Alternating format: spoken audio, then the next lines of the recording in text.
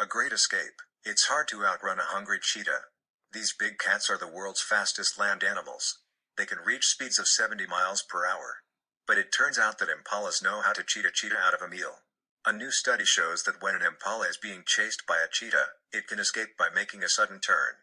For several years, scientists studied cheetahs and impalas in the African country of Botswana. They put special collars on the animals to track their movements and speeds. They found that during a chase, an impala often makes a sharp turn just as the cheetah is about to close in. Sometimes the cheetah can't slow down in time to make the same turn, giving the impala a chance to get away. The scientists studied several other species in the African savanna too. They discovered that zebras use a similar trick to get away from lions.